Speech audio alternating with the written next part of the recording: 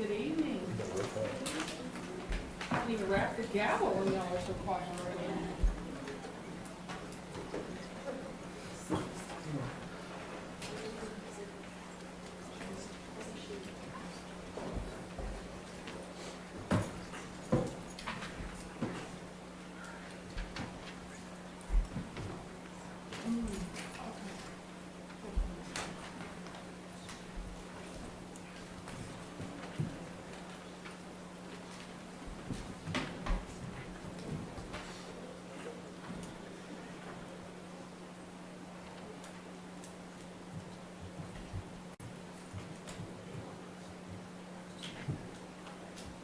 Stand by.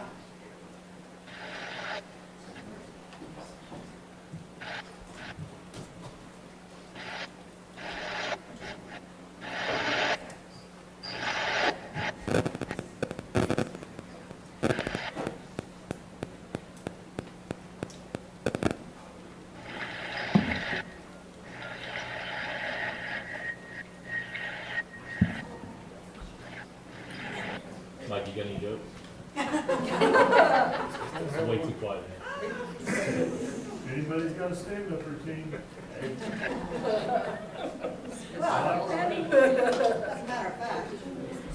Frank's got some jokes. Come on, Frank.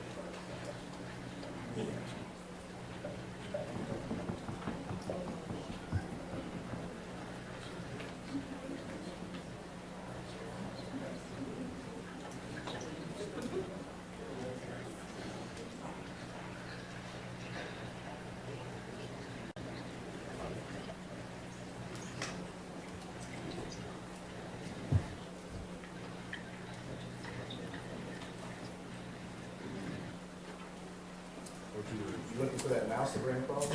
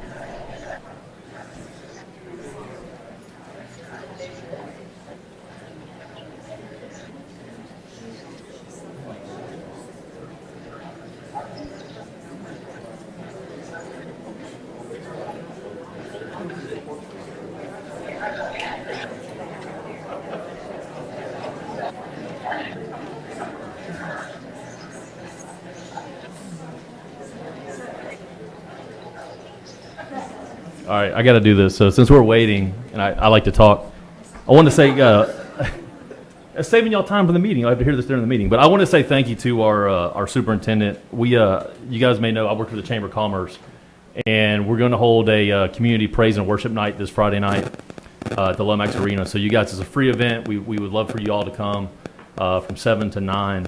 But I bring it up tonight because I'm just really proud of our superintendent. He and our city manager, Mr. Corby Alexander, have agreed to be two of our community leaders that get up and pray for our community. So Dr. Jackson is going to be praying for our city governance, our leaders, and Mr. Alexander is going to be praying for our school district. So I say that again. I mean, again, we're in LaPorte, and it seems like it seems like every town should be that way, but that's not the case, right? There's a lot of communities where it's not okay to go out and have a community praise night. So I appreciate our town, our city leaders for letting us make it happen, and our ISD for not being afraid to put their faith out there. So thank you, Dr. Jackson. Yes, sir. Okay, let's try this again. Good evening. It is 7:15 p.m. on October the 5th, 2021. We are reconvening from closed meeting. This is the regular meeting of the Board of Trustees of LaPorte Independent School District. I'm sorry, not the manner. You can tell I haven't run a meeting in a couple of years, can't you? The board meeting notice was posted in the manner required by law, and so we are here this evening. Ms. Green is absent tonight, and Mr. Yonda is with us virtually. David, are you here? Yes, I'm here. Okay, David, would you like to read the board protocol, please? Okay. Good evening. It is 7:15 p.m. The Board of Trustees of LaPorte Independent School District is now convened. I wish to extend a warm welcome to everyone present. Every student's success is our #1 priority. As the LaPorte ISD Board of Trustees, we're here to set goals, adopt policy, approve budgets, contracts, personnel appointments, and communicate the district's vision and success to the community. It is not the role of the board to make day-to-day operational decisions. The management and day-to-day operations of the district are the responsibility of the superintendent. This is a public meeting of the Board of Trustees, not a meeting of the public. School board meetings are open to all who wish to attend and hear the matters discussed. Audience participation is limited to the patron presentation portion of the meeting. Board members may not respond to the public comment section. These proceedings may be recorded, and I respectfully ask that you please refrain from talking while others are speaking. Thank you for taking time this evening to join us and for your interest in the LaPorte Independent School District. At this time, we will stand for the Pledge of Allegiance.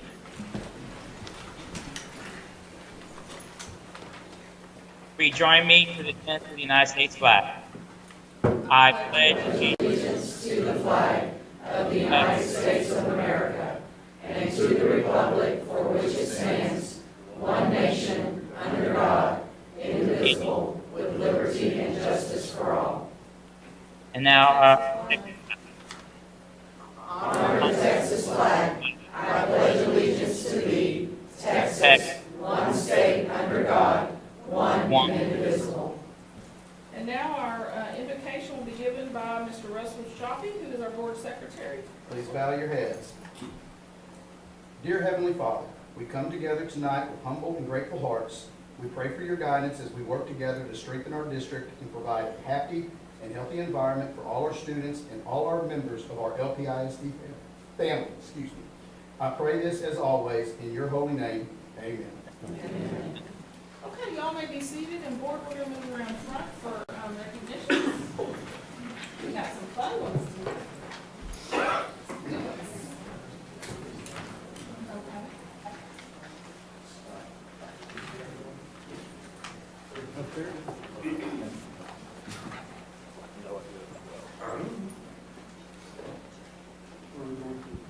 Good evening. have a lot of folks to celebrate this evening, and so we're going to give you an opportunity to celebrate with us. A lot of wonderful things are happening in LaPorte, as you will see. It's my honor to introduce our high school principal, Mr. Grammer, and he has a very important announcement to make. Thank you, Ms. Tilly. Anthony, you want to join me up here? This is one of the most fun things we get to do each year, and fortunately we've been able to do it 2 years in a row. I'd like to introduce to you Anthony Zambrano. Anthony was just named a National Merit Semifinalist.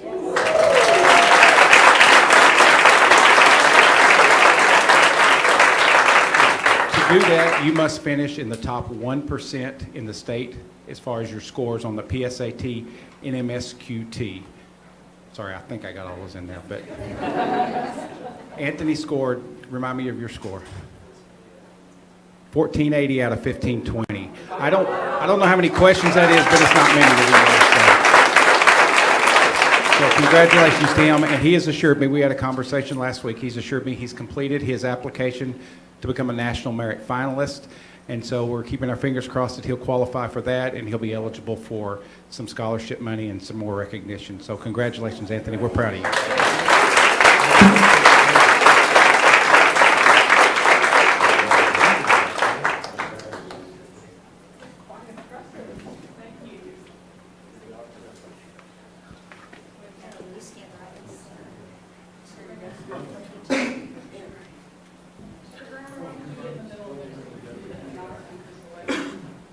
Jeff, can you go one step that way? There you go. Yes, sir. Good deal.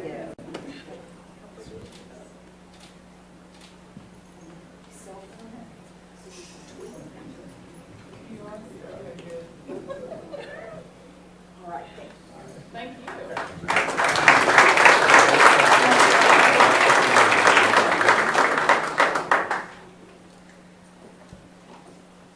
Good evening. Good evening. Tonight, we would like to recognize individuals in our district who make a difference. These individuals will receive the Make a Difference Award. Honoring these individuals gives us an opportunity to stop and thank them for really making a difference in the Porte ISD. They are leading the way and inspiring others to follow their example. Please join us as we recognize individuals from all the Porte ISD campuses who have been nominated by their campus principals.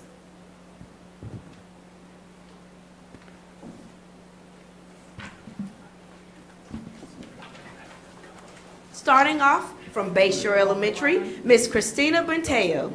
Miss Barlow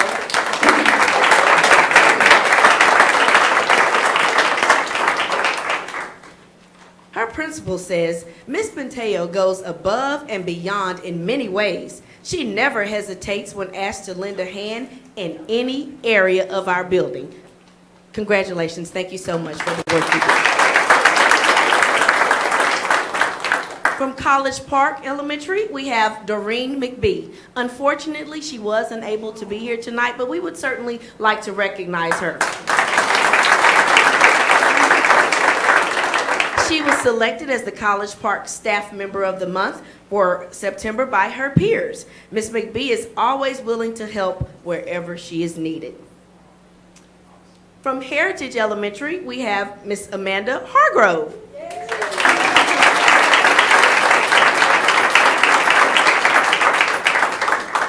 Ms. Hargrove has served the Heritage Elementary campus for many years in various positions. She serves as the teacher representative for the PTA. She puts in countless hours ensuring that the PTA supports their students. Ms. Hargrove does a fantastic job of helping to support the campus culture by always organizing events, coordinating the acts of kindness and gratitude as the Sunshine Committee Chairman. She has also served as the DEIC Secretary for many years. Showing her dedication to LaPorte ISD, we'd like to thank her for all she has done.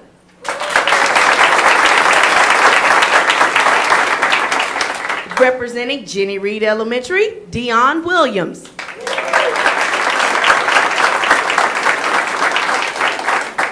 Ms. Williams consistently goes above and beyond to help in any way needed for the success of our students.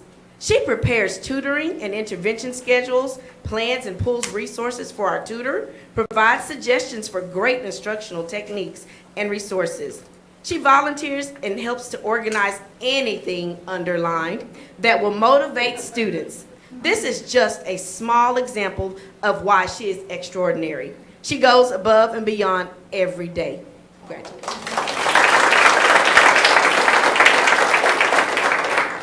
From LaPorte Elementary, we have Miss Christy Hanks.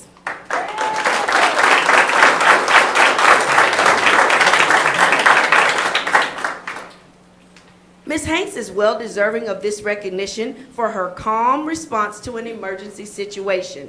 The situation involved a student in need for an ambulance at LaPorte Junior High, but it wasn't her student. When this happened, Ms. Hanks jumped into action and helped to ensure that the student received the appropriate care while also helping to make sure that everyone remained calm. We're so very blessed to have her as a part of the LaPorte Elementary family.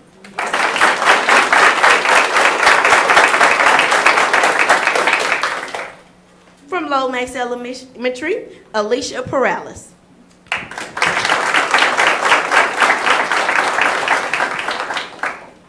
For the endless hours she has spent learning HB 4545 and creating groups, scheduling meetings for families, attending the meetings with valuable information, and helping to coordinate our certified tutoring groups and materials. She has executed a plan, and we are on the road to meeting state requirements. Thank you for all you do.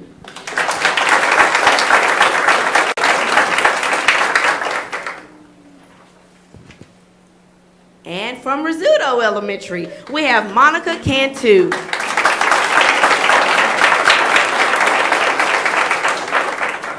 Miss Cantu's attitude is always to do what is best for the needs of our school.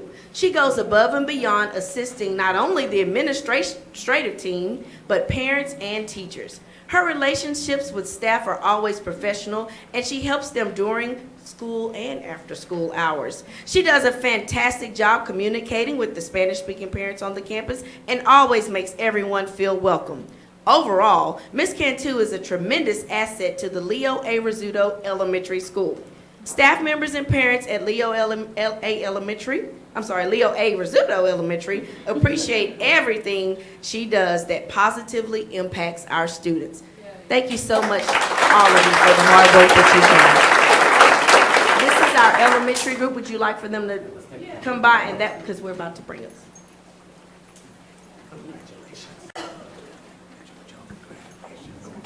Thank you so much. Thanks for all you do. I know y'all work hard. Thank you. And bless you, my brother is working on 45. Thank you so much. And is that your son over there? Yes. He was filming the cutest thing. Yeah, there you go. I said, look, he's filming his mom. That's so cute.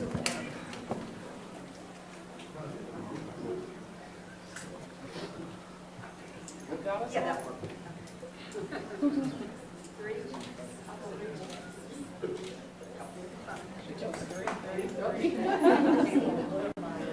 Trying to catch us off guard up there. All right.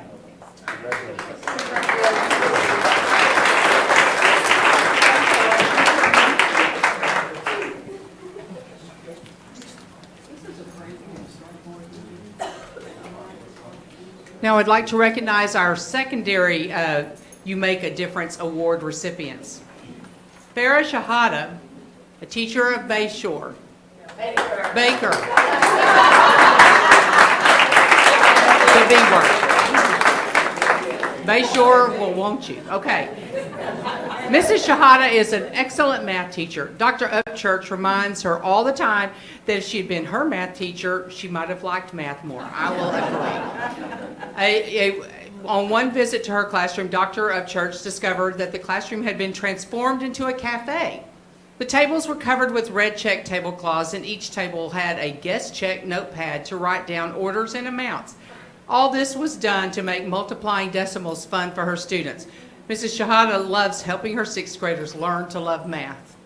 Thank you.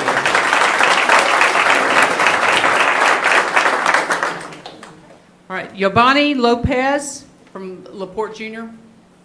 All right, Mr. Lopez is not here this evening, but let's honor him anyway. Mr. Lopez has been asked to be a jack of all trades, as I'm sure every other educator is, and he helps out in multiple areas on his campus. One of the biggest tasks he has taken on is being the director of their daily digital announcements on YouTube. Working with his students, the morning announcements are growing in their creativeness every day. Mr. Lopez is always at his duty on time, builds relationships with students and staff, and volunteers for lunch duty. And we do appreciate that. Every campus needs a Mr. Lopez that's willing to take on any task thrown his way and be successful.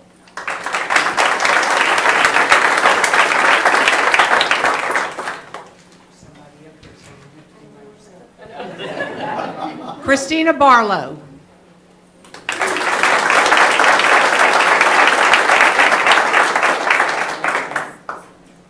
Ms. Barlow is always willing to go above and beyond for her teachers and students at Lomax Junior High. She truly has a heart for kids and for building true relationships that make their students want to come to school each day. She is always the first person to volunteer for duties, and her positive attitude is infectious throughout our building.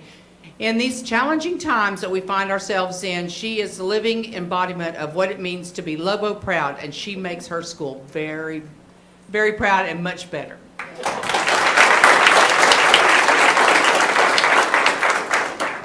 All right, LaPorte High School would like to recognize Adrian Wiltz.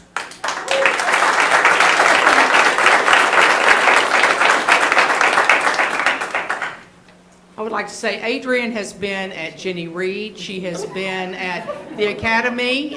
She is an institution in many ways, but now she's at LaPorte High School. Ms. Wiltz is always willing and offering to help with credit recovery, with duty. If you see her in the hall, she is willing to do anything for any of our students, not just her students. She works with students to get them caught up on their credits and to get them graduated. So we really do appreciate Ms. Wiltz.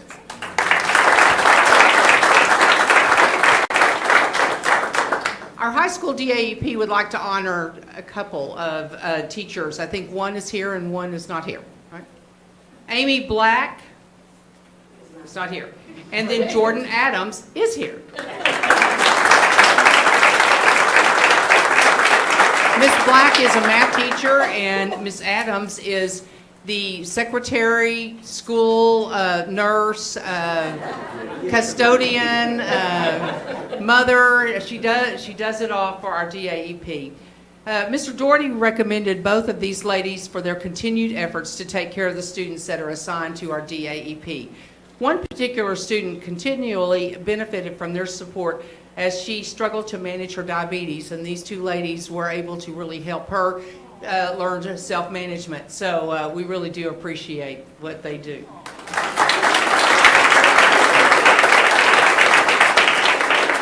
And last but not least, our counselor from the Academy of Viola DeWalt, Jancy Alfaro.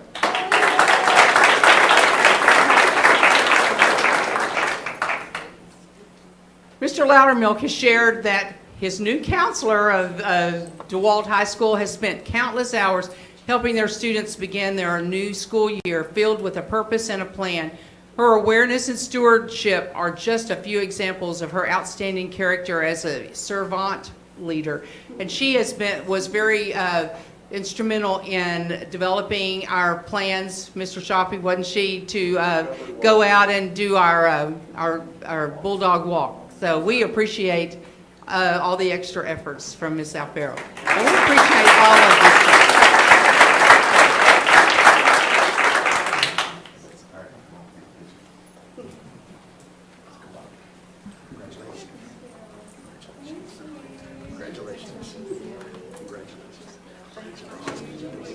It sounds like you're like that little puppet that says, I've been everywhere, man, I've been everywhere. Thanks for all you do. I have those kind of jobs too, where you're the mother hen and everything in the world. Thanks for all you do. Good to see you. Thank you, man. She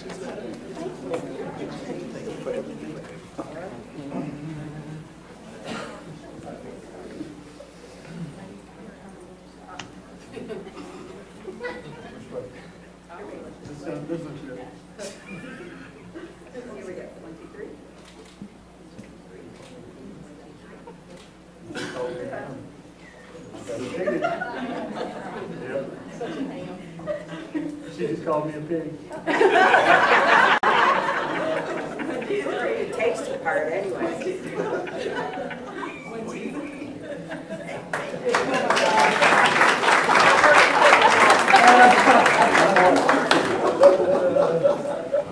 Okay. We have one other outstanding group of individuals to recognize this evening, and that would be our fantastic LPISD principals, because October is National Principals Month, providing an excellent opportunity to thank LaPorte ISD campus administrators for their hard work and dedication to the students they serve. Principals set the academic tone for their schools, and it is their vision, dedication, and determination that provide the mobilizing force for achieving student success. So please join me as we recognize our wonderful principals. From Bayshore Elementary, Lisa Basil.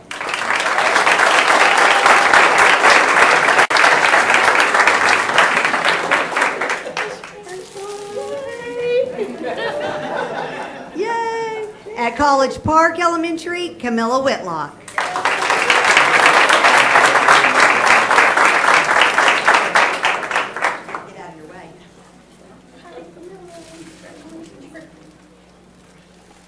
From Heritage Elementary, Griselle Wallace.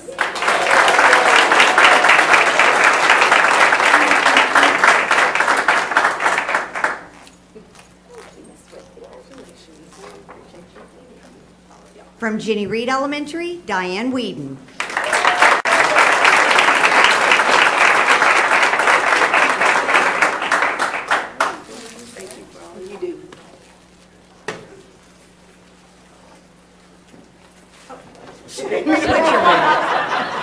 I'm going to read them now. From LaPorte Elementary, Linda Hyde.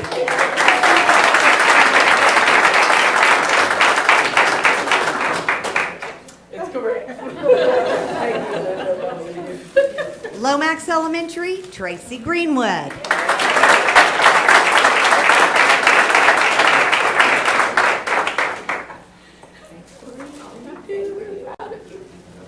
At Leo A. Rizzuto, Jose Lozano, he is unable to be here tonight, but if we could give him a hand. All right. I'll take it. Okay. Please welcome Dr. Alicia Upchurch, James H. Baker, 6th grade campus.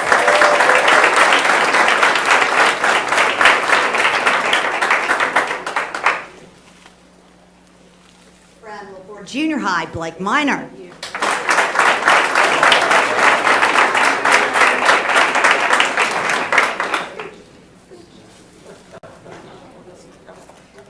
At Lomax Junior High, Dr. Cade Griffin.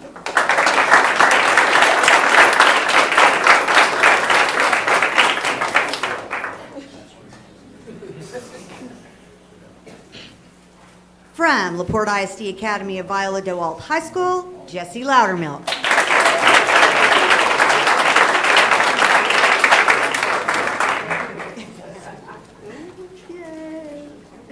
From our Secondary Disciplinary Alternative Education Program, Curtis Doherty.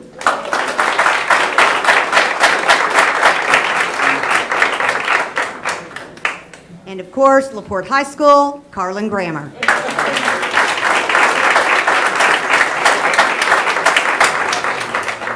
We thank you all so much for all you do. You're marvelous. A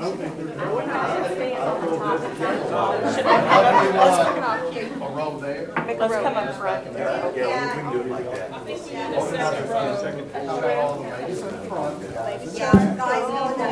Great idea. Yeah, keep going. I'm sorry, move down a little bit. There we go. Center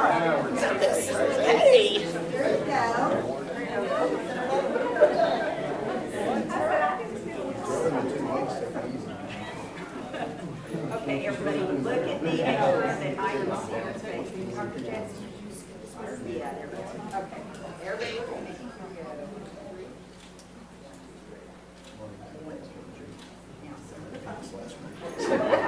I think we played 3/4. Thursday. No, Joe, report. This way, 1, 2, 3. And 1, 2, 3. All right. Congratulations.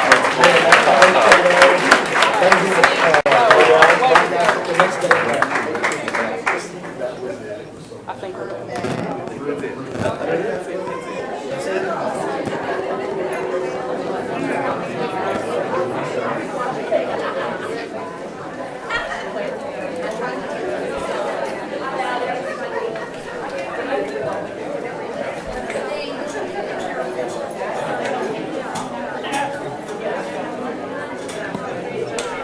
Thank you all so much for coming. Appreciate you.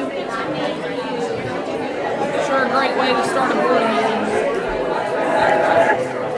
Don't y'all need to stay for the rest of the meeting?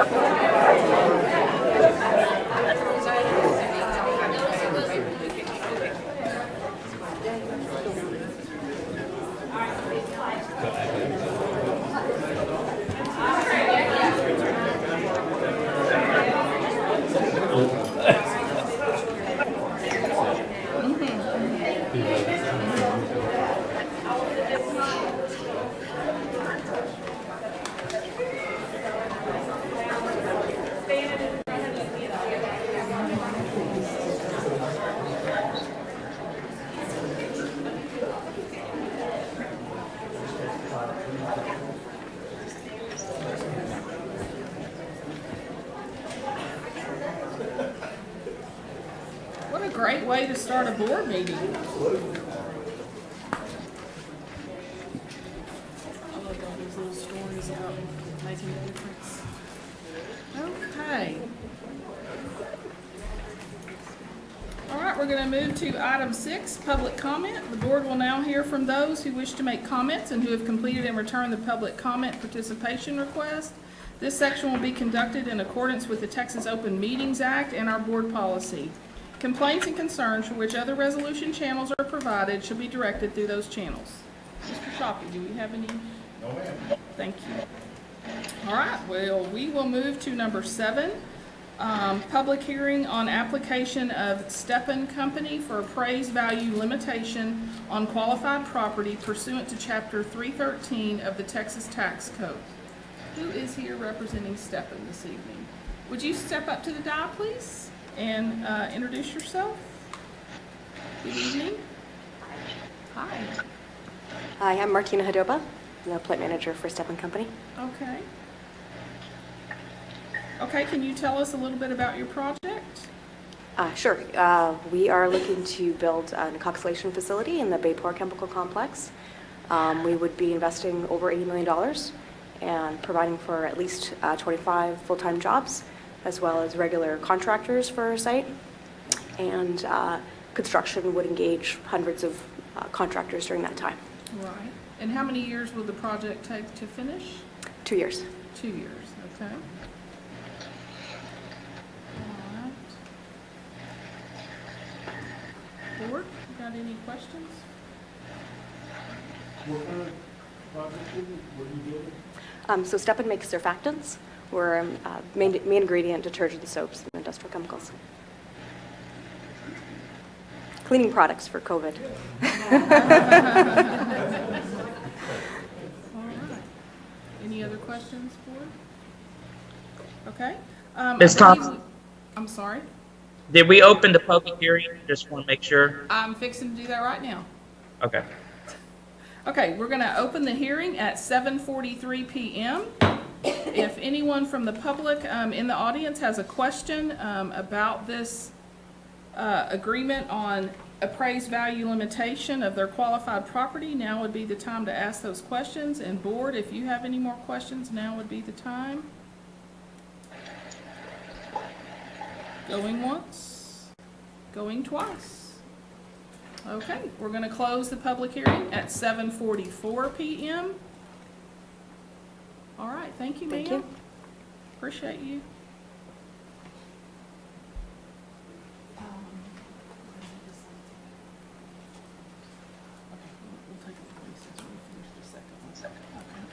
All right, we're going to move to 8, which is a public hearing on the application for Air Products LLC for appraised value limitation on qualified property pursuant to Chapter 313 of the Texas Tax Code. Who is here from Air Products tonight? Here we go. Good evening, sir. How are you? My name is Greg Maxim. I'm with Cummings Westlake, and I represent Air Products. The proposed project is what they call a syngas plant, which is a HYCO plant. It makes hydrogen and carbon monoxide. Okay. It's about $190 million worth of investment. It takes about 2 years to construct it. Should be in service in 2024 if all goes accordingly. It's one of many units that Air Products has. Okay. I'm going to go ahead and open the public hearing since you've given us the synopsis of the project. It is 7:45 p.m. Can you tell us how many full-time jobs this expansion will create? A minimum of 10 right now, qualified jobs. 10? Yes, ma'am. Okay. Awesome. I hope it's some of our kiddos' parents. Yeah, or some of our graduates, that's true. Any other questions, board? Any questions from the public? This is an open public hearing.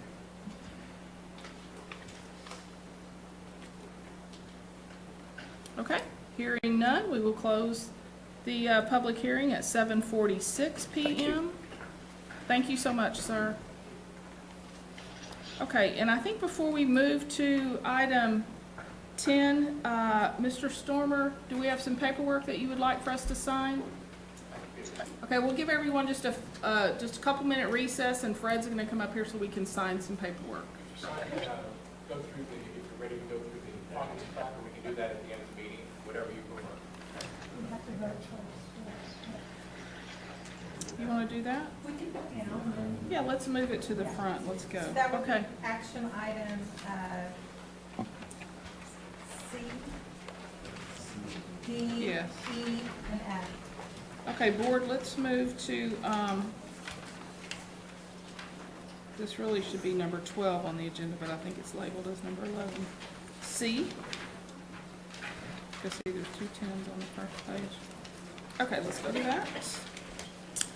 Item C, under action and discussion items, if you're following along, audience. Adopt a resolution number 2021-22, adopting findings of fact and approve the application of Steppen Company for a limitation on appraised value on qualified property pursuant to Chapter 313 of the Texas Tax Code. Do I have a motion? So moved. Thank you. Second. Thank you, Mr. Martin and Mr. Shoppy. Okay, board, I'll call for the vote. Mr. Aye. Yonda?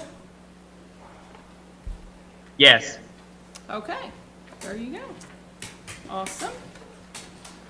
Okay, let's move to D. Adopt a resolution number 2021-23, adopting findings of fact and approve the application of Air Products LLC for a limitation on appraised value on qualified property pursuant to Chapter 313 of the Texas Tax Code.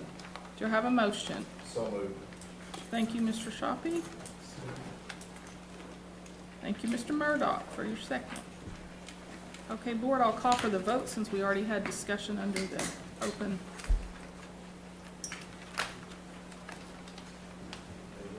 David? Yes. Okay, good job. Thank you, board. And And we have to do E as well. Approve agreement for limitation on appraised value of property for school district maintenance and operation taxes pursuant to Chapter 313 of the Texas Tax Code with Steppen Company. Do I have a motion? So moved. Thank you, Mr. Shoppy and Mr. Murdock. Board, I'll call for the vote. Yes. Thank you, Mr. Yonda. Okay, thank you, board. Let's move to F. Approve agreement for limitation on appraised value of property for school district maintenance and operation taxes pursuant to Chapter 313 of the Texas Tax Code with Air Products LLC. Do I have a motion? So moved. Thank you, Mr. Shoppy and Mr. Murdock again. Okay, board, let's call for the vote, please. Yes. Thank you. All right. Thank you, board. Okay, now we're going to have a couple-minute recess so we can sign a bunch of papers.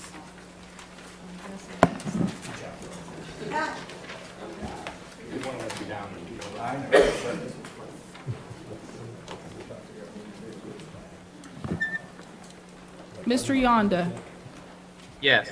would you like for me to sign these papers for you? Sure. No problem. Okay, just making sure.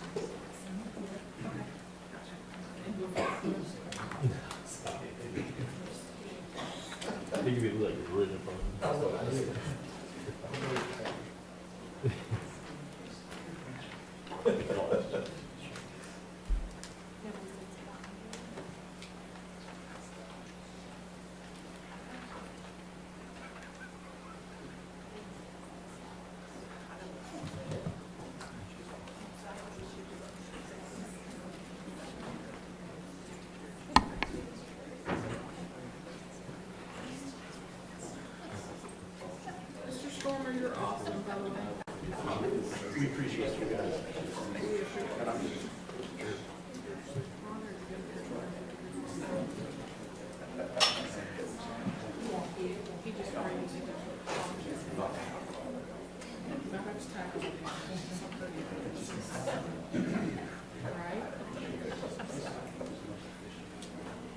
Oh, aren't you nice? You gotta sign a lot. Get ready.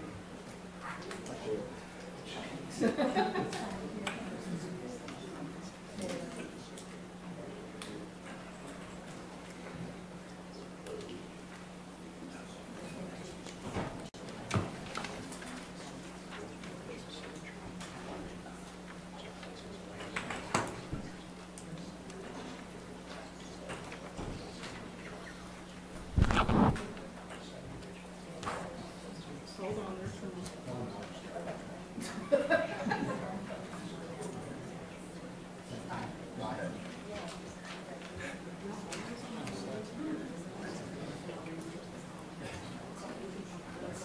Look at my thing. You can't come up for you.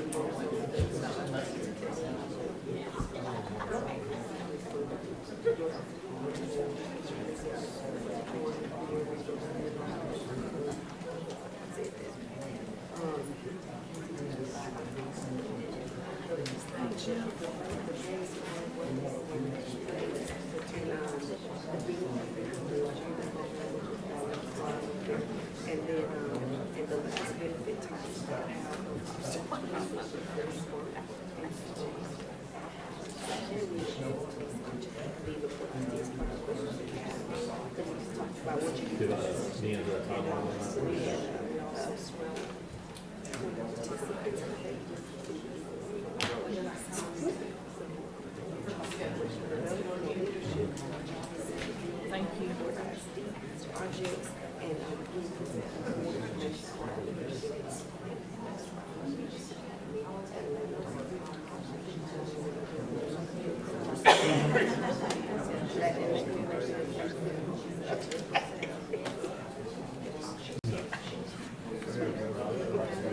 Right. I'll write it down so I forget. Right. I know.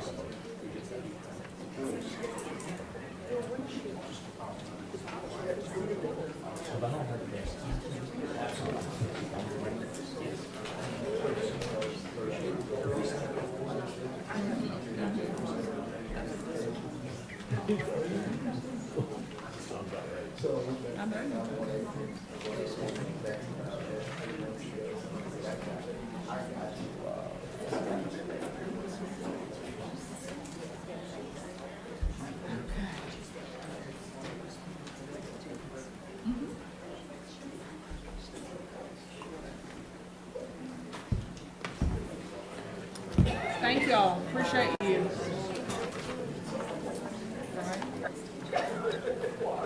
Chris, I think you're the last lawyer in the room now. I am. Feeling lonely. Thank you so much, I'm always the Neil. lone, usually the lone one. Okay, team, we're gonna move to item 9 on the agenda, administrative reports. Dr. Jackson, you're up. Thank you, Madam Vice President and members of the board. Certainly today is a great day to be a Bulldog. Amen. Yes, sir. Yes, sir. This is my church out. I love it. I love it. The state of education in LaPorte ISD is strong. Our staff continues to work on ways to improve student learning and engagement in every way. Our teachers and principals have all been busy providing rich learning opportunities for our students while striving to maintain a healthy and safe environment for all students.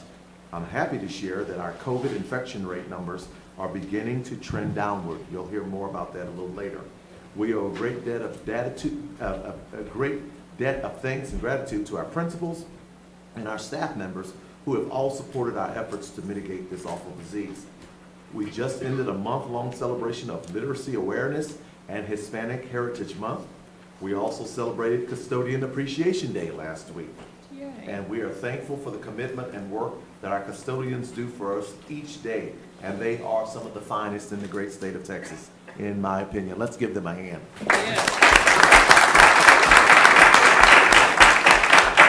And there will be opportunities, Madam Vice President and Board, that we will bring custodians here and publicly recognize them, and maintenance leaders and others, and child nutrition as well.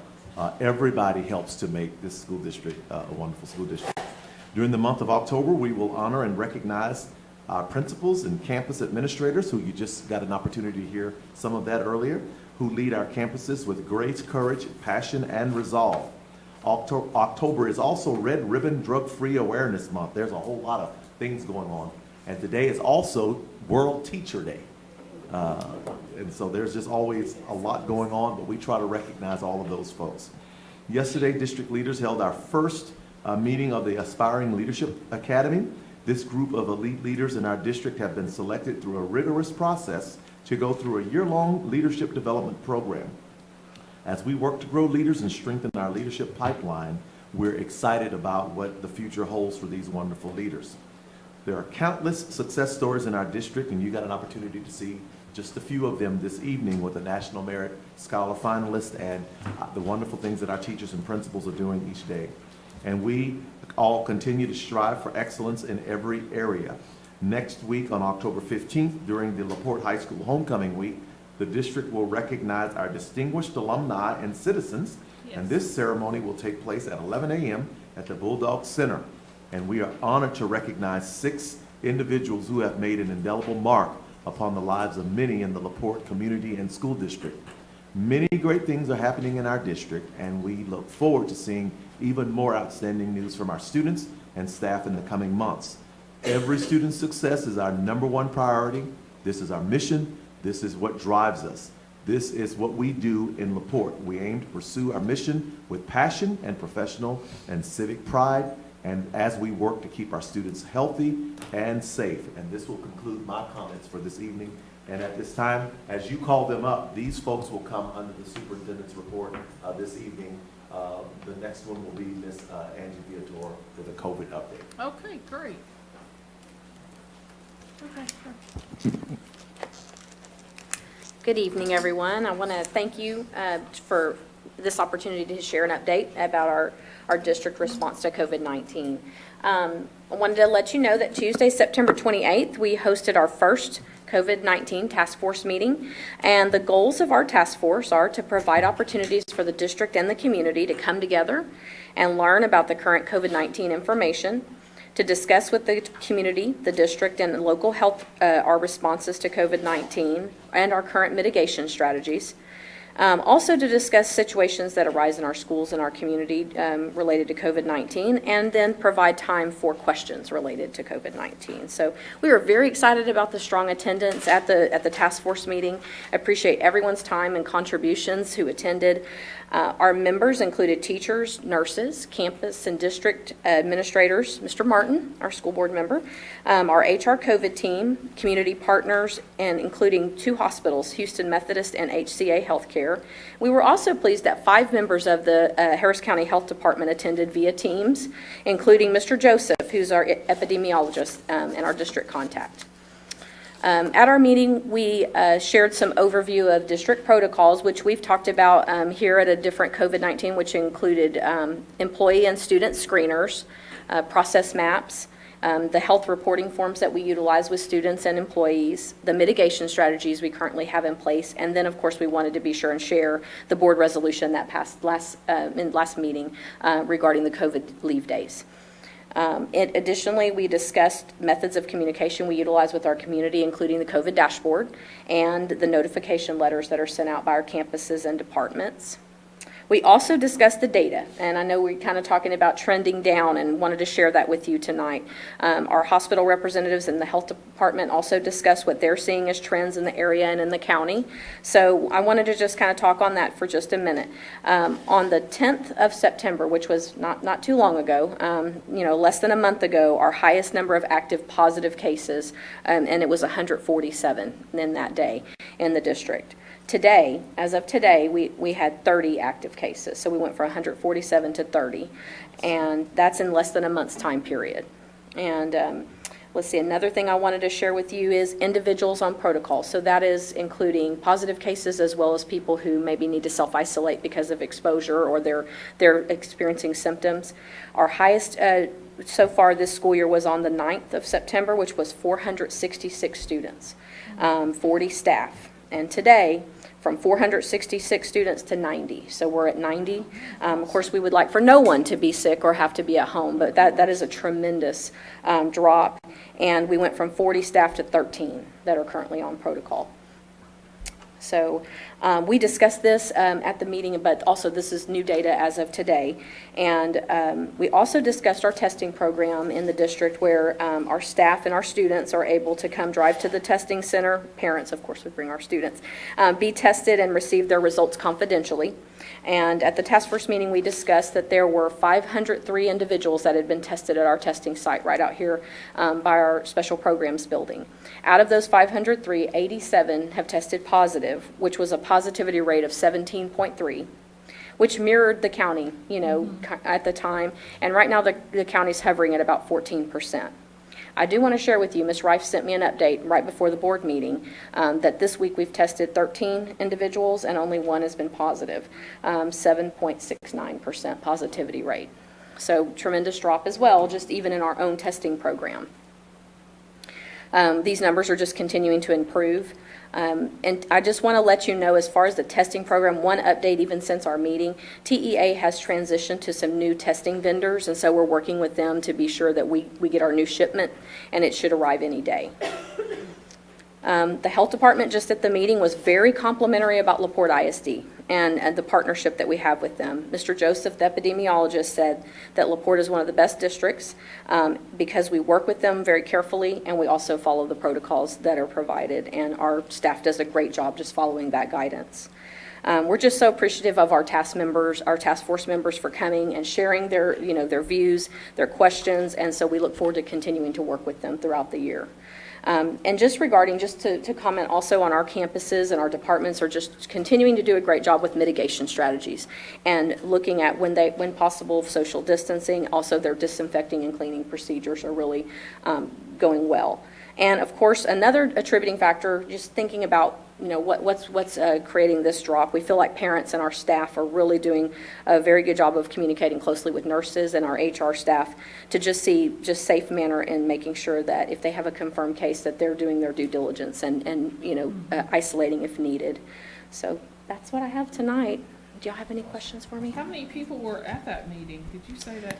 I did not. I'm trying to think about approximately how many. Probably 25 or so. Yeah, I think it was at least. Staff, but there was I think there were at least 25, if not 30. And then, of course, we had the people on the Teams meeting, too, the 5 additional people on the meeting, so.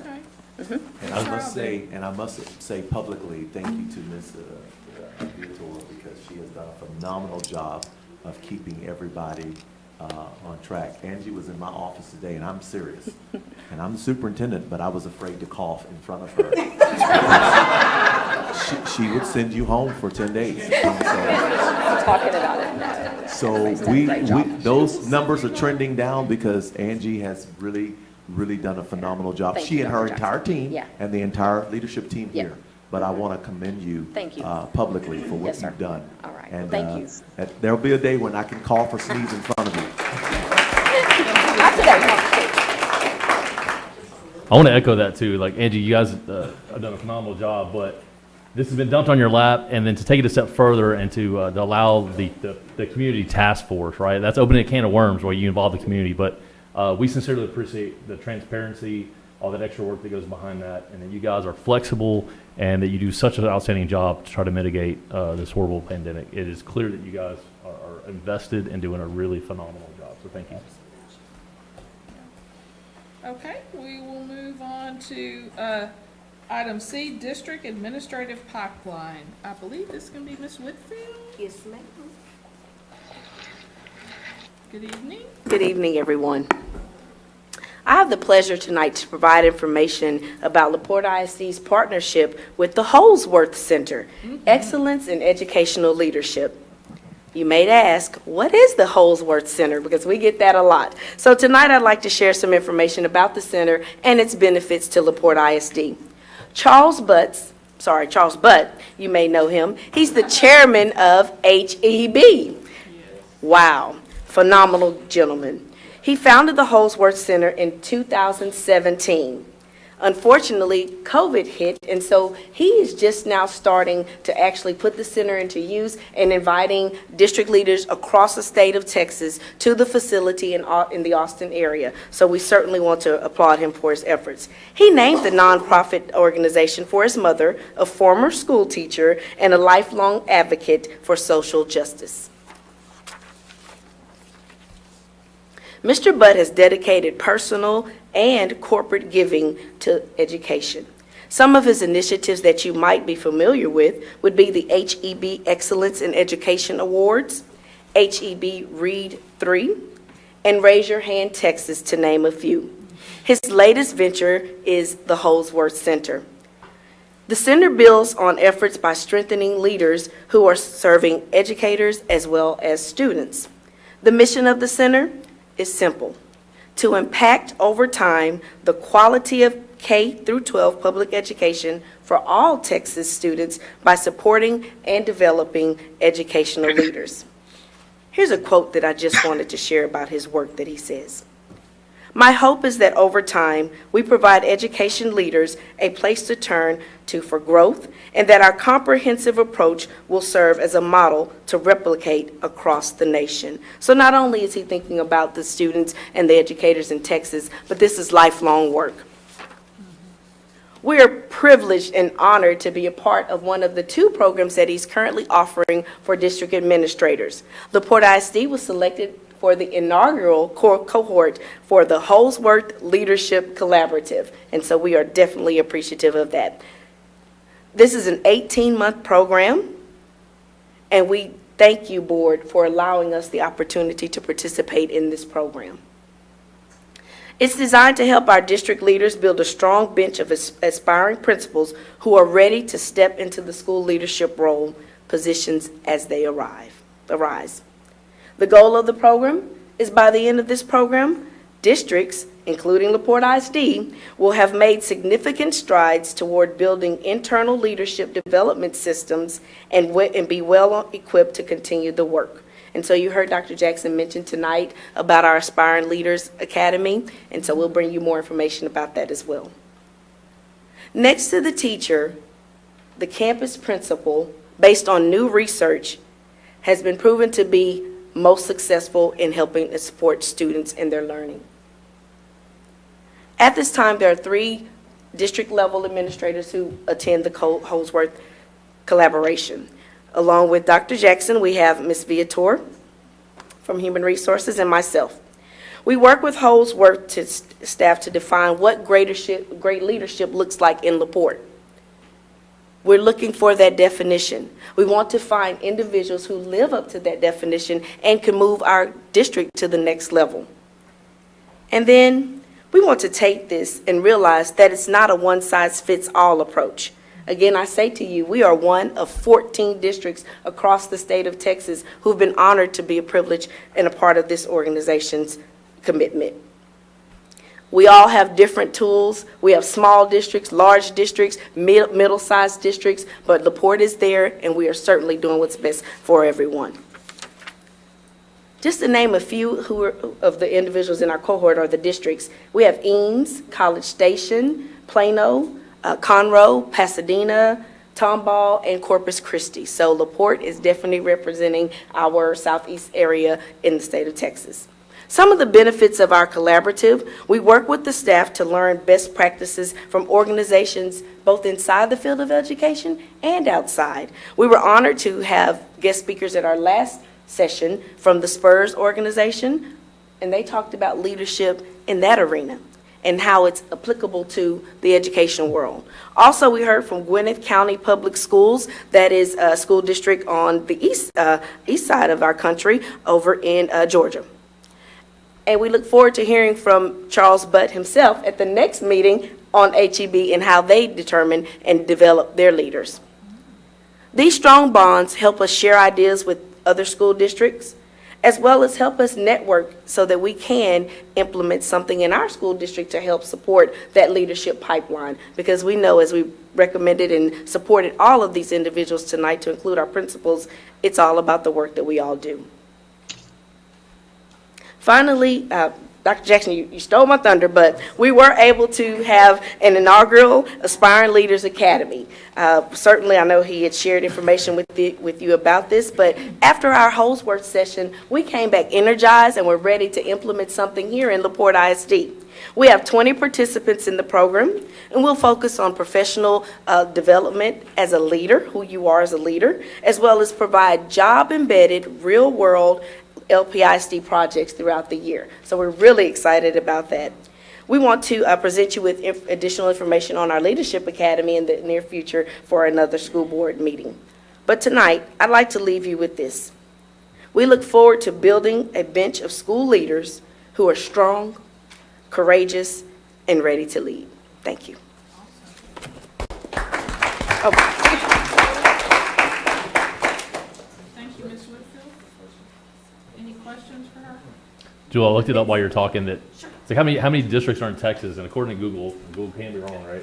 There's 1,029 in Texas, and so to be one of 14 is really Yes, sir. cool. So to me, that's like you guys are going outside the box, and that is, I think it's gonna pay huge dividends. Yeah, the So process for them to get there, for us to get there was incredible. that's amazing. Yeah, so, I mean, even Mr. Yonda had to do an interview. I mean, it was. Yes, he did. We're very appreciative. thorough. He did. Yonda, you did so well on your interview, they got in, right? And It was I- all you. And I didn't share all He's of them, laughing. but He knows it wasn't him. But I do want you to know, I mean, Eames, ISD, College Station, San Marcos, Temple, Waco, Irving, Plano, of course, LaPorte, Conroe, Pasadena, Tomball, Corpus Christi, Los Fresnos, and Mission Consolidated ISD.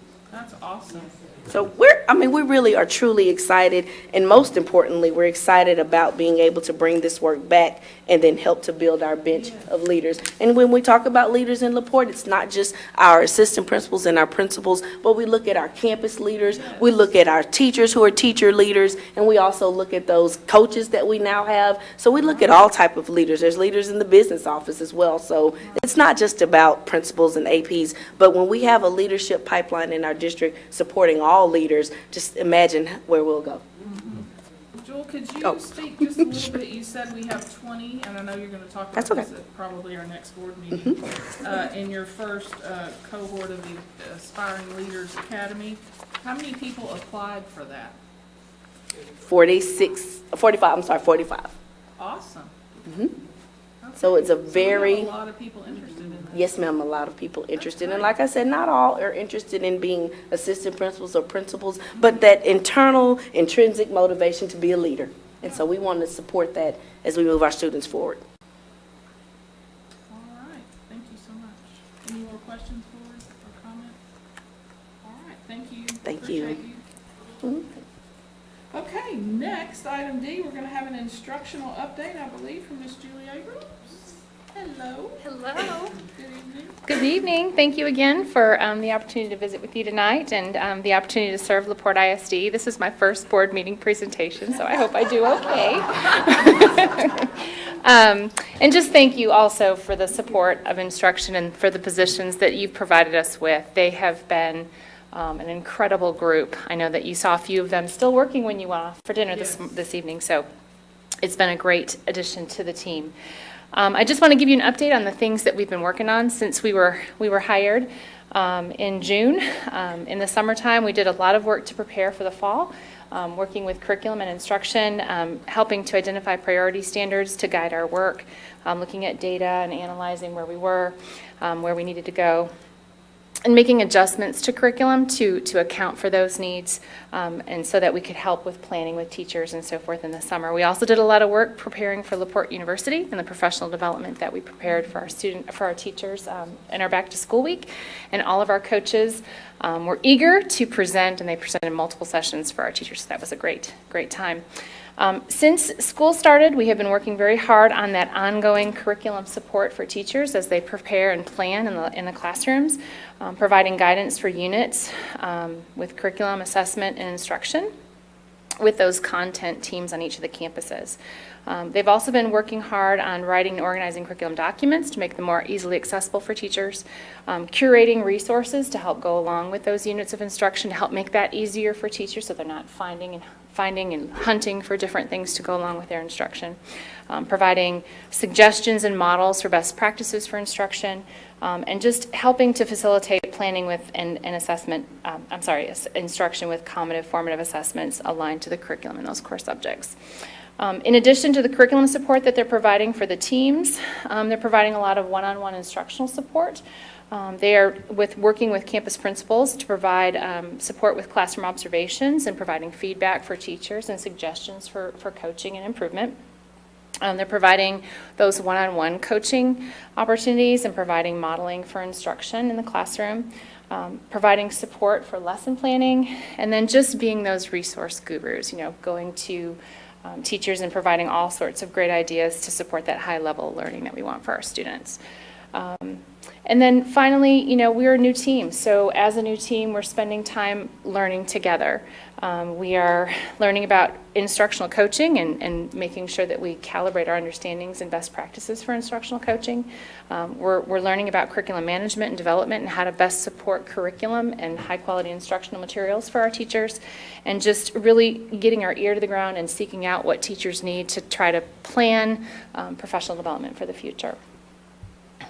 So that is an update of what we've been doing. As Dr. Jackson mentioned, every student's success is our number one priority, and I keep telling them whatever the teachers need is our job description. So that's what we've been Whatever doing. the teacher needs, what? Say that. Whatever the teacher needs is our job description. Oh, okay. I'm sure our teachers like to hear that. Yes. So I just appreciate the opportunity. Are there any questions? Tell us how many instructional coaches you have. We have 11 instructional coaches, and we have one bilingual facilitator that works to support our teachers as well. Okay. I couldn't remember the number. Yeah. I know it's only been 4 months, but I know it's a very short period. It feels like years, I'm sure. But what do you think is like the greatest victory or greatest gain so far? And I know it's such a short period of time, but I've heard a lot of positive stories already. I think the biggest gain has just been the feedback from teachers saying thank you for the resources that you're providing. The coaches are just really finding those victories and thank you for this support, thank you for this, thank you for that, and just really finding ways to make the burden and the load of being a teacher easier. It's coming frequently, it's coming in little chunks, big chunks, but it's been a great reward to see that. That's what we're here for, to make their job easier. Yeah. I know I've heard a lot of positive feedback about LaPorte University. Thank you. Wait, am I saying it wrong? LPU, mm-hmm. Yeah, LPU Yep. University. Yes. That was nice. Thank you. Thank you. It was fun. Anything else for comments, questions? All right, thank you. Okay, Ms. thank you. Abrams. Appreciate you.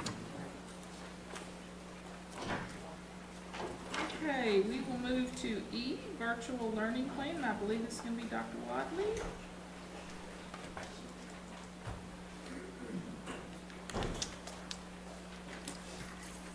Well, I do have a PowerPoint. Leave it to me to have a PowerPoint. That's good. Okay. Well, thank you for giving me the opportunity to share some of the work that's gone into our virtual learning planning considerations. So let's start first with, well, except that I'm already at the very end of the PowerPoint, not quite sure what happened there. Let me start over.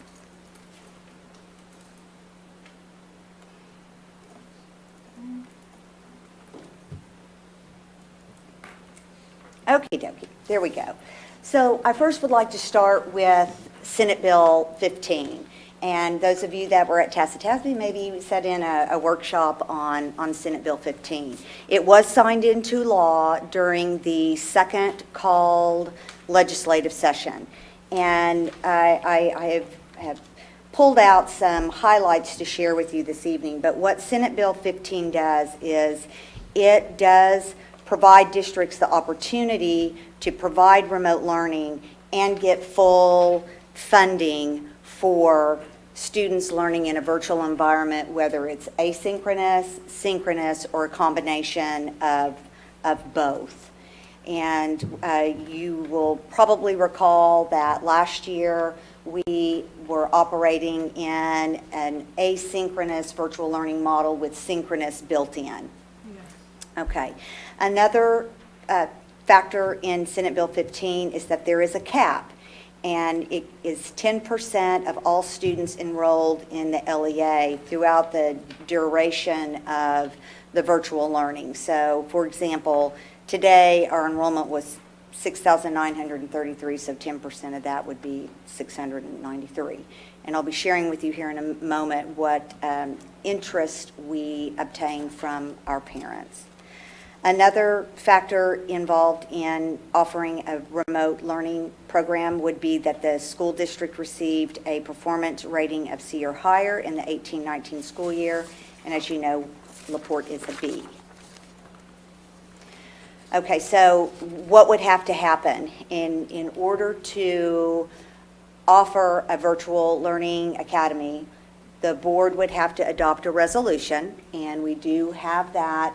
This is a consideration where I'm providing you with information right now, and to determine if this is what is in the best interest for LaPorte ISD. So we would have to adopt a board resolution to authorize the district to consider the option, and then two other factors. Teachers. If teachers are to be a virtual instruction teacher, they must have professional development, specifically on virtual teaching. We also must ensure that the teachers have not been coerced into being a virtual teacher. I did make that one up. We can't, but TEA can. Well, I didn't say it, but we have interest, and I'll share that with you all as well here in a moment. And also that we have to ensure that teachers aren't having to deliver instruction concurrently. And as you'll recall, when we started last year, we were doing that. We were teaching concurrently, which meant that at the same time, a teacher had virtual kids and in-person kids. And so the law does state that cannot happen.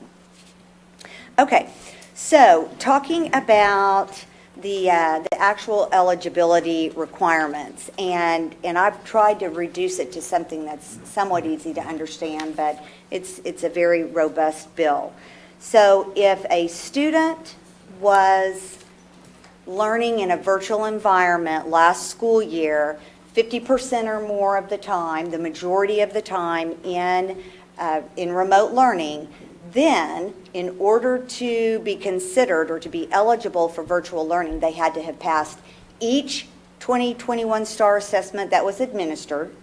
They had to have 10 or fewer unexcused absences, and you'll recognize that as the 90% rule. In order to get credit, you have to pass your classes and be in attendance 90% of the time.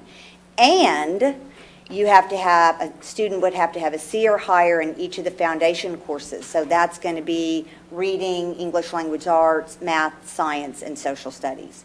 So all three of those must be met for a student who had been learning virtually last year to be eligible to be in a remote learning academy or a virtual learning academy here in LaPorte. Now, if a student did not spend the majority of their time in a remote setting, in other words, they spent at least 50% or more learning in person, the bill says that there are three prongs. That the student must be concurrently enrolled, that they have access to in-person services, and also 10 or fewer absences over a 6-month period of time. However, what the bill also does is it provides a district the opportunity to establish additional criteria for students to be eligible to participate in remote learning, including minimum academic standards. So what LaPorte ISD is recommending is that we apply that criteria, the criteria of you needed to have passed your test, your STAR test, that your attendance is 10 or fewer unexcused absences, and that you have a C or higher in the core. And we're proposing that because we feel like we want to ensure, should we go this route, that our students are successful. And we know, and those of you that sat on the board last year know, the kids that were in our virtual learning, they struggled. And Dr. Wadley, if you don't mind, I want to remind the board that the TEA has already gone public with. There will be an accountability measure that this particular virtual learning plan meet. And so we're not afraid of that, but we certainly can't allow folks to come in and not be able to do what they're supposed to do in this very short time. Absolutely. That's an excellent point. So you know that there are students that did not take STAR, our kindergarten kids, first and second grade students. They are not STAR students. So if it's a kindergartner who attended pre-K for us last year, we would be looking at attendance only. If they're first or second graders, we would be looking at attendance and grades. So this sounds like a whole lot of work and a whole nother job for someone. I mean, just so far. Yes. So, I'm gonna keep listening, Dr. okay, Roberts. okay. I'm just presenting you with some information. Okay, no, in all seriousness. And you're doing a So, fine job. well, thank you, thank you. So we did send out a survey. We had our parents the opportunity to let us know if they were interested in it.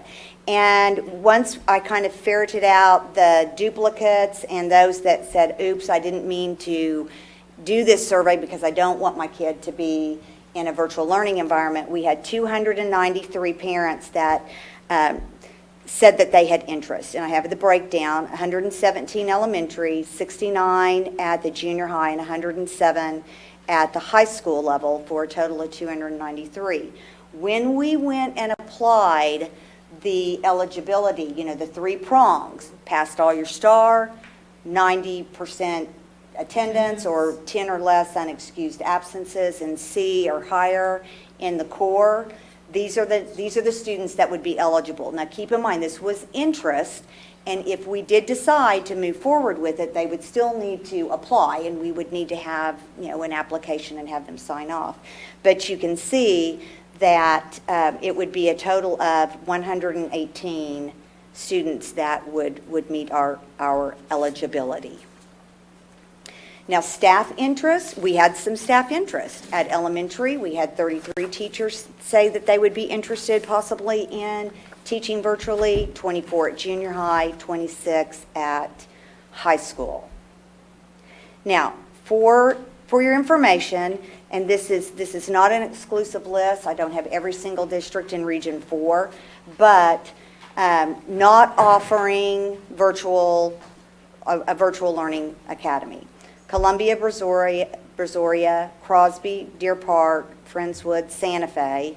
You probably heard it on the news today. Katy has canceled theirs. They had a board meeting last night. Yeah. Absolutely.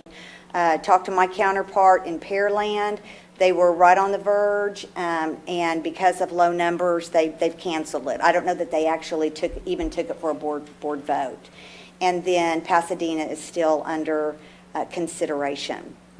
So some of the districts that are offering, Brazos-Port, Clear Creek, and Galena Park, they are offering, but it's kindergarten through grade 6, primarily like 6th grade because kids are 11, and vaccinations are not allowable at this time under 12. The little asterisk next to Galena Park, I thought this was significant because their student numbers were so low. They are actually paying their teachers to teach asynchronously after school hours. I thought that was kind of an interesting tidbit. Alvin ISD is K through 6, and at present, their plan is just to offer it through first semester. I think they'll just have to take a look and see what COVID numbers are, but the hope is that if the numbers continue to trend in a downward fashion, that they won't have to offer it. And then Goose Creek is offering K to 5, and theirs does not begin until January of 2022.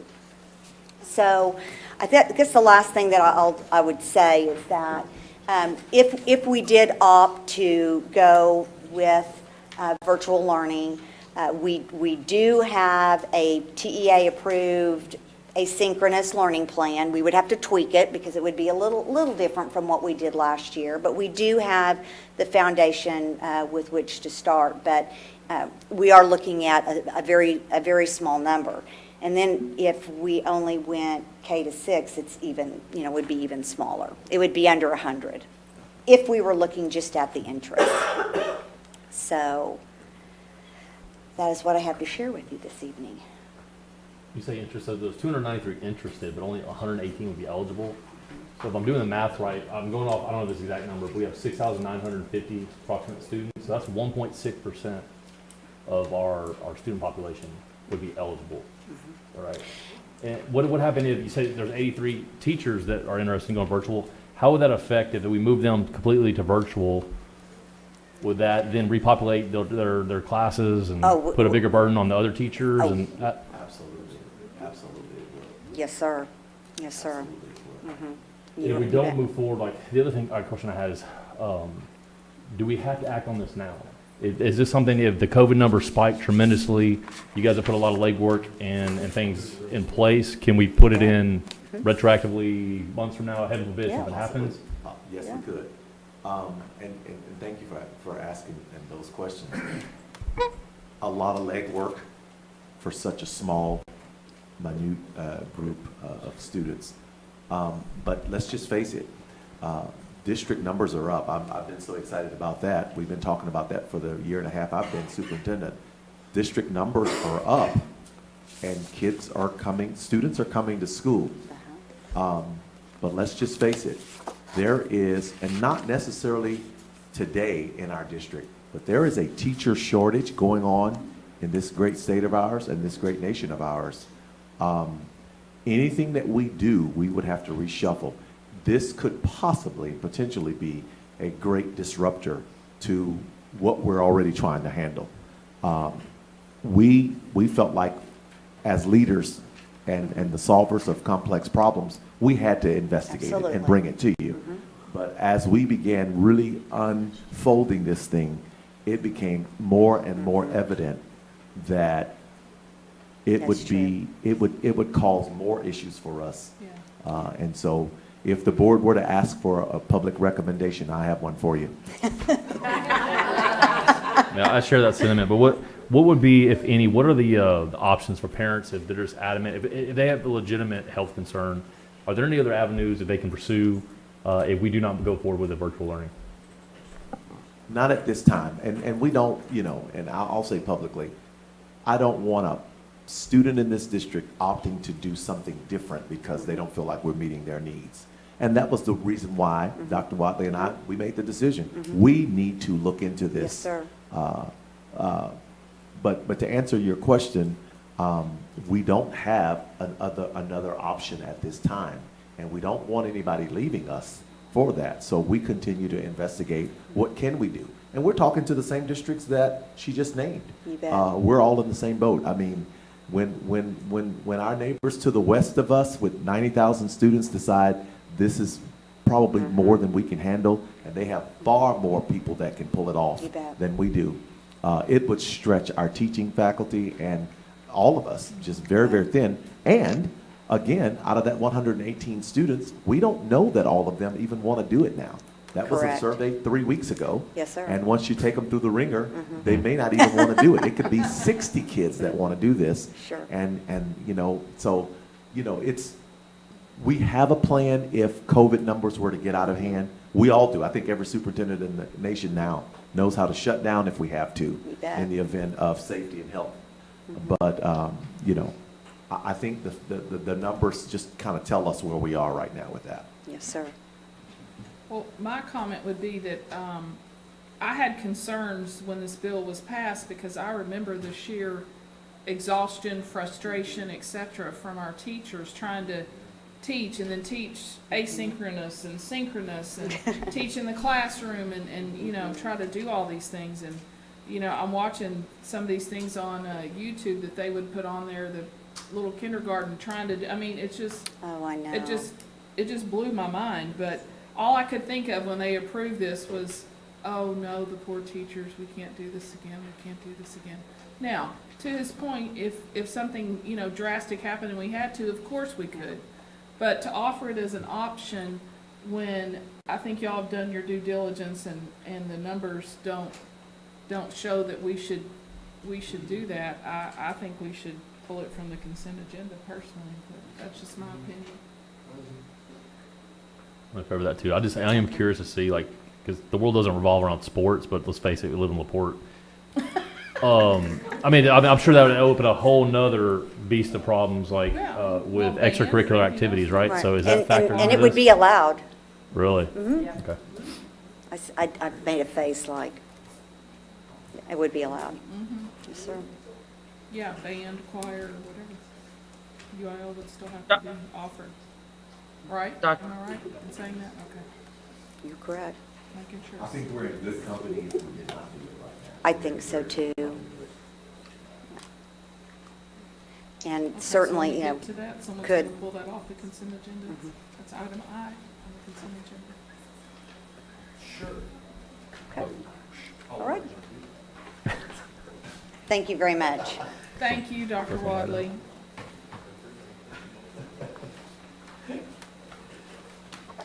Okay, boards. Okay, we are going to move now to item 10, the consent agenda, which will be a little slow because Miss Deanne's going to keep her list and read at the same time. I need a better teacher, didn't I?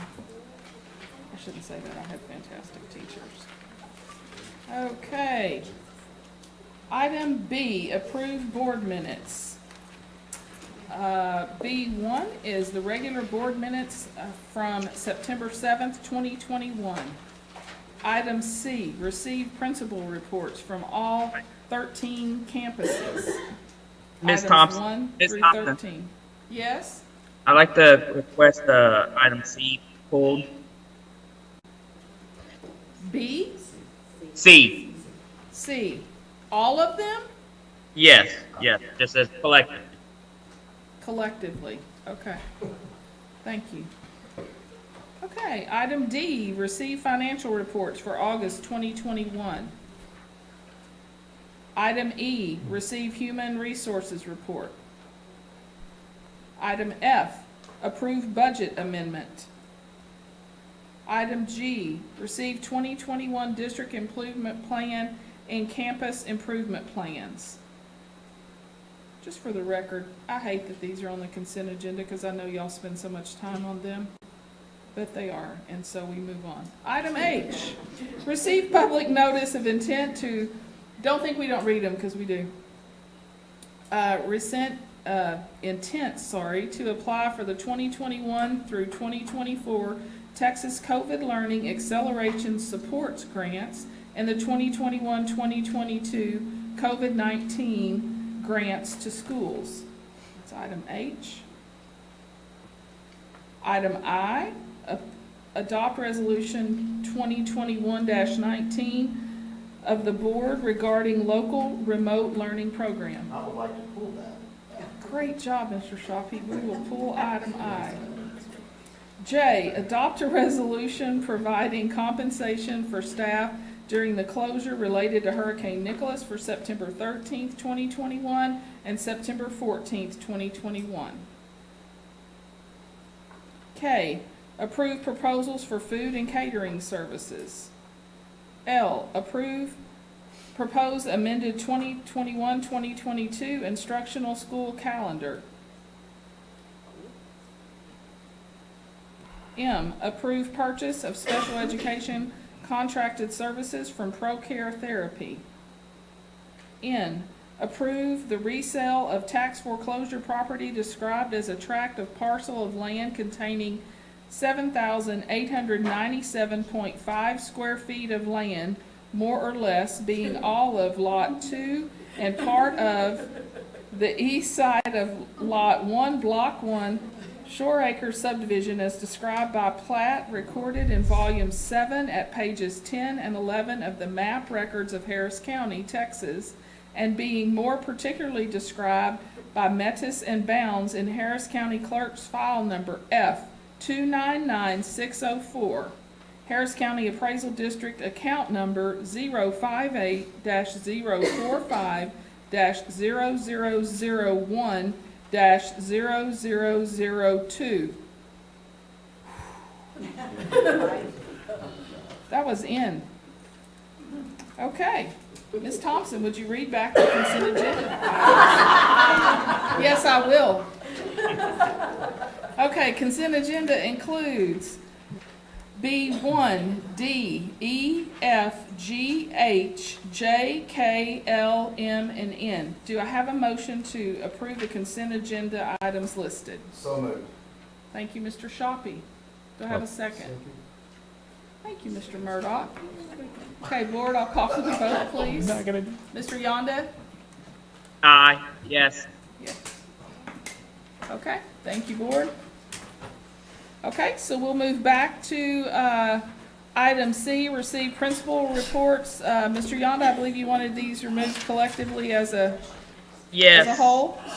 Yes, I just wanted to say, thank you to Todd Shoppy and others and all the principals from all the campuses, and Dr. Jackson who participated in the September 11th Porte ISD Reach Out Walk. There were so many success stories and our improved enrollment as reflected in each of the reports from all the campuses definitely reflect that. And wanted to thank all the principals in honor of National Principals Month for the hard work that they do. The job never gets easier year by year, so I understand how hard that job entails. So thank you so much for all of you and all of what you do. I would agree with that. That's a job I would not want. Bless their hearts. Anybody got anything else on C 1 through 13? Okay, do I have a motion to approve the principal's report C 1 through 13? I'll make a motion, so move. Thank you, Mr. Martin. Thank you, Mr. Shoppy. Oh, a call for the vote, please. Yes. All right, thank you, board. Okay, we'll move to item I, adopt a resolution of the board regarding local remote learning program. Mr. Shoppy, you pulled this from the agenda. Yeah, because you told me to, but no. I asked you to. It's called voluntold. No, you told me to. Voluntold. I understand. I voluntold you. Yes, you did. Well, let's just take it off for further consideration at another time. Okay. That's what I say. I say keep it in our back pocket, and if we have to come back. Do we have to with it later. vote? No? Okay, we do not have to vote. We're just gonna vote, we're just gonna remove it, table it. Awesome. Thank you, Mr. Shoppy. You're so welcome, Ms. Thompson. Okay. Well, let's move to action or discussion items. A, discuss and consider appointment to fill vacant board trustee position 6 and related actions. Do I have a motion? I'll make a motion to table this discussion till our next meeting. Okay. Do you have to second that one? Yes, sir. I'll second that. Okay. Well, it's just for discussion, so we really don't need to vote on that, correct, Chris? No, you don't. Okay. All right, we'll move to item B then. We'll table item A. We'll move to B. Adopt the 2021 property tax rate of $1.25, wait, let's go this a different way. 1.2565 per $100 of assessed valuation, board resolution number 2021-20. To repeat that again, that's $1.2565. Do I have a motion? So moved. Thank you, Mr. Shoppy. Thank you, Mr. Murdock. Okay, board, is there any discussion on this? We have any questions for Rhonda about this? Does everybody understand what's happening here? Jeff? Okay. It's your opportunity. That's right. Okay, well, with hearing no discussion, I'll call for the vote. Yes. Thank you, Mr. Yonda. Thank you, board. Okay, we've already done D and E and F because we're cool like that, and we're going to move to number G, or letter G. Letter G. Letter G. Okay, you're not from LaPorte. So. I'm not from LaPorte. You are correct. Yes, that's why I don't know my numbers for my letters. G, discuss a potential LaPorte ISD 2022 bond. Take it away. Vice President, board members. Dr. Walter. We're going to pull up our presentation. Just a few things that we'd like to share with you, and certainly like you to talk to us about it as we share it. I think that'd be better if I could just kind of sit there and kind of walk this process. So we want to have a discussion about the 2022 potential bond, and we say that very carefully because clearly this is our attempt as the administration to just present some facts that we have. And I'll start out by saying that we do not have dollar amounts for all of these things, but we will eventually have dollar amounts. But certainly the goal tonight is to kind of get the board's feel for this and and honestly, your permission and your blessing on whether or not to move forward. We won't have to take a vote on this, but certainly whether or not to move forward. Next slide, please. So we're talking about the departments that we believe will be impacted by this bond. And by the way, I speak as if I've been around here for a very long time, but I certainly have done my homework with all of the folks that have worked here and lived in this town. But in the past, we have allowed for bond monies to support the fine arts, technology, maintenance and transportation, and facilities. Next slide, please.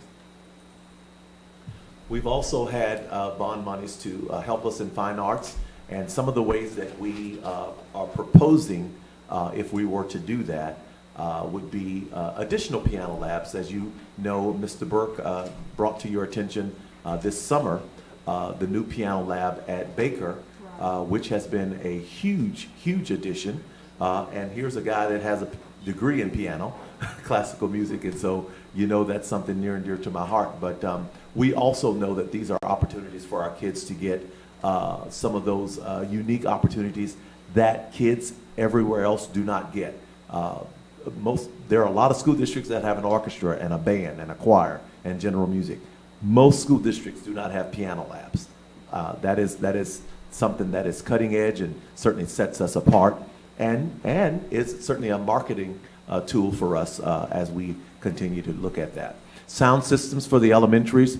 Many of our elementary sound systems are now, we've kind of been reduced to a speaker, and the principal pulls out a speaker and have their conversations. And we believe our kids deserve better than that. And if we were to call for a bond, we believe we could update those systems and bring back to some level and degree decent sound systems. So because there are lots of, well, we certainly hope in the future we can return back to those programs that are happening in our elementaries. Marching band uniforms, that has always been part of a bond package, and that happens every so many years.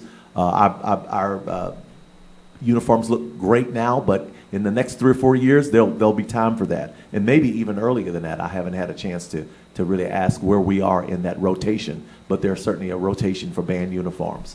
Instruments and upkeep, you'd be surprised of, and we will bring that back to the board, but the number of instruments that need repair over the summer, you know, I was a former music teacher, so I know firsthand what these things do and what they cost.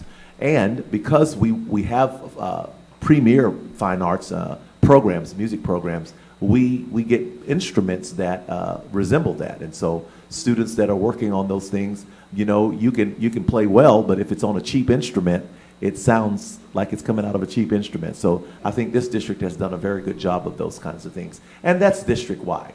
Also, technology. Some of the things that the bond has often supported in the past is software in many ways, and this is K-12. This is not just at one particular grade level. Hardware and projects, special projects that we have as it relates to technology. And Mr. Hill, you can add anything you'd like there. I told my team they could share anything that they have. Mr. Hill, anything else? No, sir. Okay. Technology, next slide. District-wide improvements, drainage. We had some conversations, several conversations over drainage in this town, and we know just a couple of 100 yards away, we know what's out there, and so every time it rains, we end up having issues with drainage. Raise your hand out there if you've had issues with drainage, folks, on your campuses, right? And so we know that that's an issue for us. Concrete improvements, parking lot light replacements. I mean, all of these things have to happen every so many years or every so often. Carpet replacement in several of our buildings, or most of our buildings, after a time. And so we want to just make sure you, okay, so here's HVAC, chiller replacements. Mr. Marlowe, what does a chiller cost if we had to replace a chiller today? The high school alone would be $300,000 for the small one, $600 to $700 for the big. Yeah. Now, we don't have that many of them that need to be replaced today, but they're coming, so right? Heritage was set in 06, 07, so if we go out 10 years, that's when that one would be. Bayshore, if we go out 10 years, that would show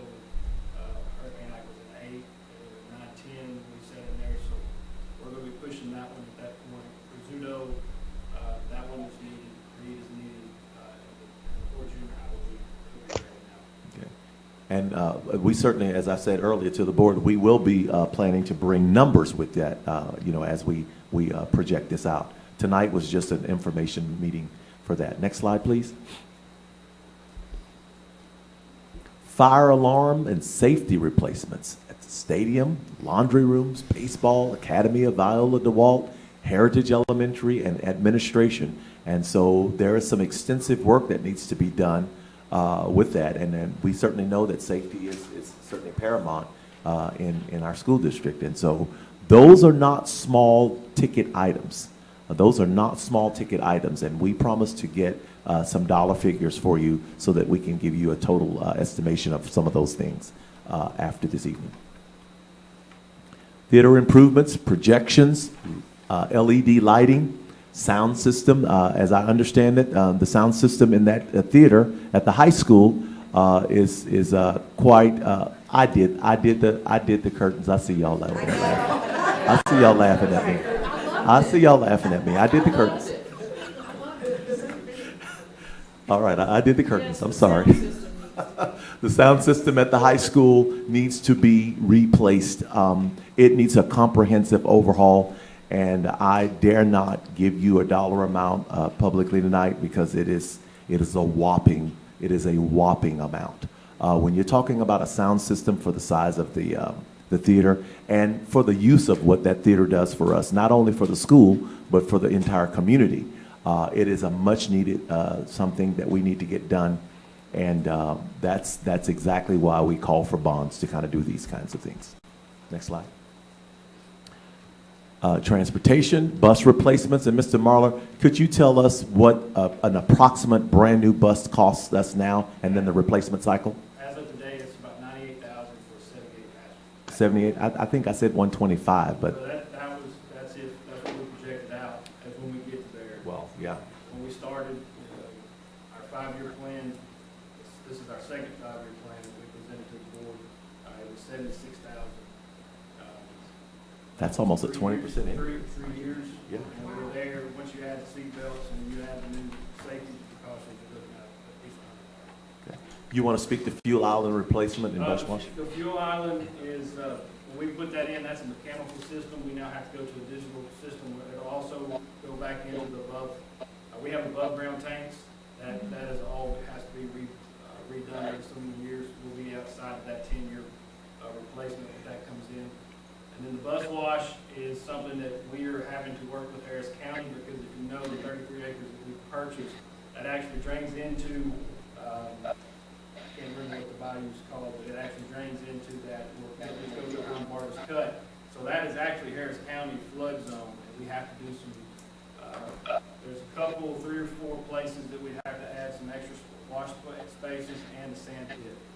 That's where they can test it to make sure that we're not doing anything. So those are the 3 things we have really pressing in transportation. Hold on. Harris County wants us to worry about what's being put into the barber's cut. Yes. Okay. I just wanted to say that publicly as someone who's spent many years of her life on that boulevard. Woo. What do we pay per gallon for fuel? Do we get a price break?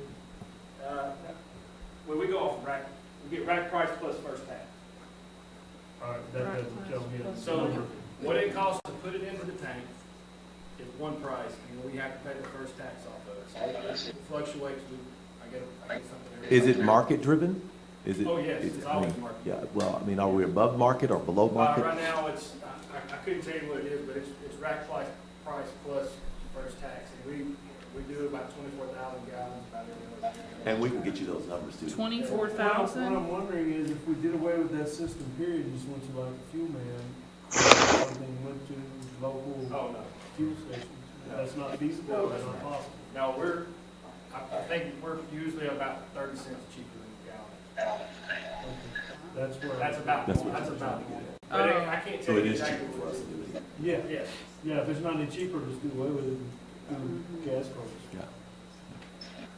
So, you know, as we continue, and I can get ready to wrap this up, just on just the big ideas. Of course, we've kind of gone through this, but again, the whole purpose tonight was just to kind of lay the foundation for the board to kind of just hear that there is a need for us to move forward with some of these things. And I certainly understand the climate and all of the things that it take to pull off a bond.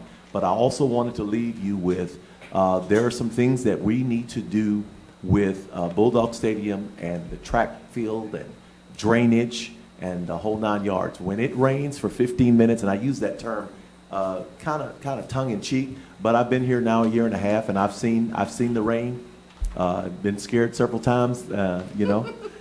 But if it rains 15 to 20 minutes hard around here, the stadium, the field, the football field, and all of that track, it's underwater, and I have seen that firsthand. I've also been here and privileged to see ice on that field back when Ice Age 2 happened back in February. But I want to impress upon the board that there certainly needs to be some conversations and some strong conversations about what do we do with Bulldog Stadium and what needs to happen to get it back to where we need it to be. As I understand it, the original Bulldog Stadium, there's much of what we see there was originally built in 59, Mr. Clausen? 58, okay, 58. I was born in 70. So it's been a while. It's been a while. And I don't mean to say that, you know, fun to be facetious, but what I'm saying is I think we have done a very good job, a phenomenal job in this town of getting our money's worth and giving taxpayers their money's worth. When we call for a bond and when we build something, we ride it until we can't ride it anymore. Even the high school that we redid is a much older building, and it looks brand new now with what we've done to it and what you did to it before I got here. That high school is state of the art. I'd put it against any new building. But it's going to be time for us to at least start having some conversations about that. And I want to certainly add and certainly gently share with the board, the Bulldog Stadium is not a football stadium alone. We have a band at the high school that marches, what, Mr. Grammer, 300 students? Proudly, I'm proud to say 300 almost students out there that do a phenomenal job. We have some state-ranked cross country and track and field that do a phenomenal job. We want to be able to host soccer tournaments, and we have state-ranked folks that do great work out there, and we want to be able to have a facility to where we can host regional and district and area meets and things of that nature. Our marches, contests, and so it's probably going to be time for us to have some conversations about what do we do there. And then lastly, the old administration area, and I had to ask, what is the old administration area? But it's the counseling area that I know now. But I've also been here long enough to see if it rains for 20 minutes, you know, I mean, we're in the Bay, folks, and that water stands up in those buildings sometimes. And I wish that I didn't have to say that, but we're going to have to do something about that area and drainage. And what do we do with the water, you know, and the... probably had to do some work there. Yeah. And I don't know what we call it. I'm thinking of it as an arboretum. What do we call that area where the tree is? The courtyard. Okay, well, that's a nice name. I guess, why did I go with arboretum? But anyway. Sounds better. Yeah, but, you know, I've seen that place where you walk in there and water is up to almost your knees. I've been in there when the rain. And so I'm just saying, our job as the administration is to present the problem. And there is a problem.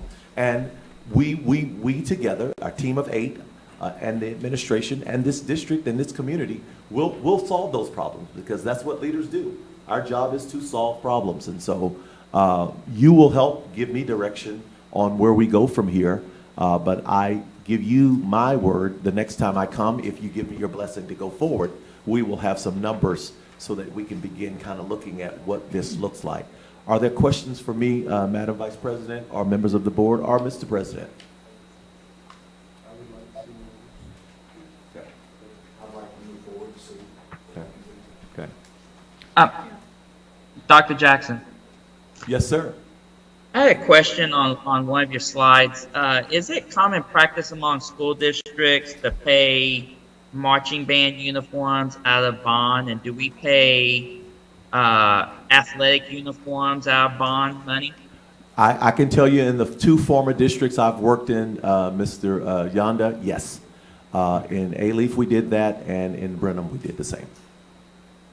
Those ticket items, they're one-time things, but they're big-ticket items, and a booster club just can't handle it, and a campus's budget, am I right, Mr. Grammer, just can't handle, I mean, if you purchase, 300 band uniforms, it's gonna cost us $150,000 probably, and I'm probably being generous. But that's not every year, they last for 8 to 10 years. The last time we held the bond in LaPorte was in 2014.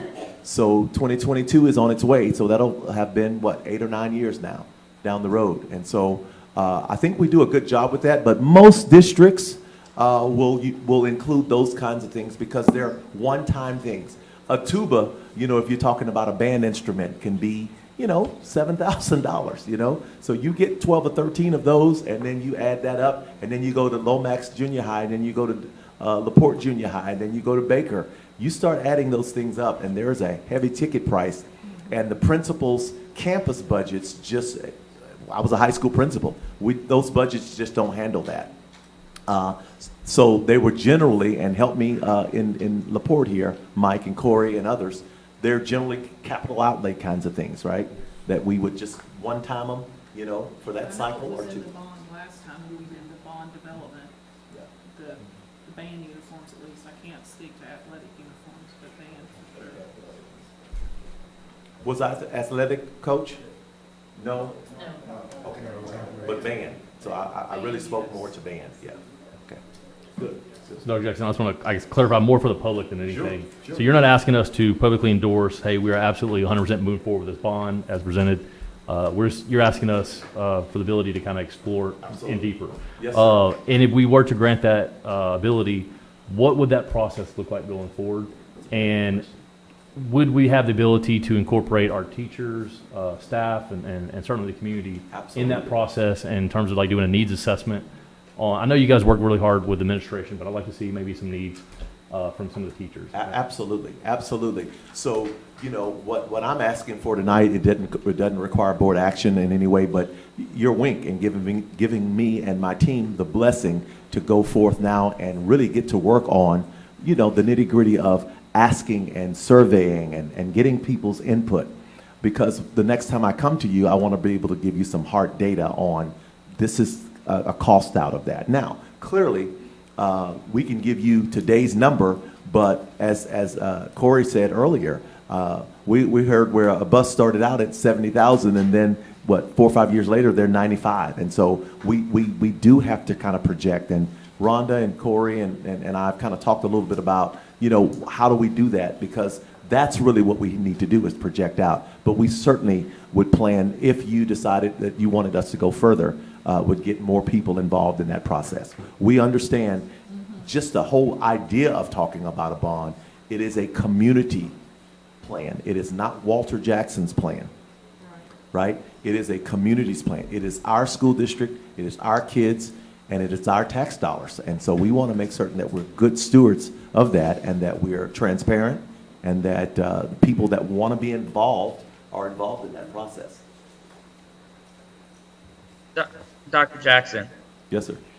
I would like to see, if we bring this back to the meeting, some figures on maintenance of the stadium, Bulldog Stadium, along with the individual chillers, if that can be produced for the board. Yes, sir. What I would like to ask of you is your permission to engage in a general contractor, because some of those things are going to take the expertise of folks that, we don't have that expertise. Our job is to maintain and to keep the district rolling, but there are people out there that, that's what they do for a living, is to come in and go through the school district and say, here's your issues, here's where the holes are. And so I need the board's permission to move forward with that. And I don't know that it needs board action. I just need to have that blessing for that. Yeah. And so that's the way we will be able to bring more data back for you. Yeah, because Dr. Jackson, I remember with the 2014 bond, like College Park is one of them, I think, for the HVAC. And they did like assessment of each of the buildings. I know we did some stuff for College Park, but for the rest of the building, they had rated it a D. So I'm as far as the facility assessment. So I'd like to kind of see what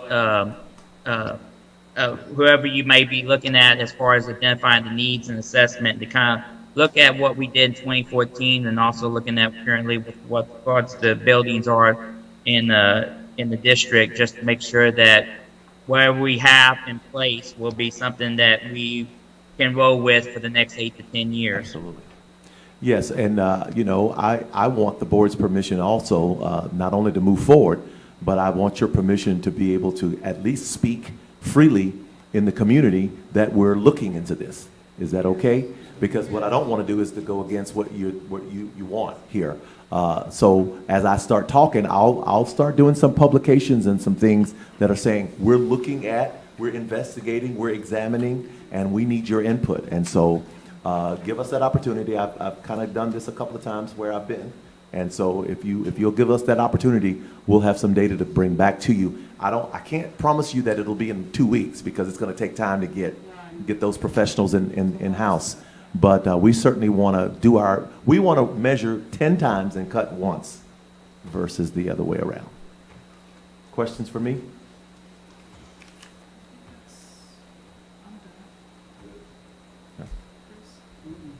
We need to check the children's review. It's hot. It is. I thought I was the only one sweating. I thought it was me. My head's got wet. Okay. That wraps us up. We have no action on closed session items. So we will adjourn this meeting at 9:11 p.m. Thank you and have a good evening.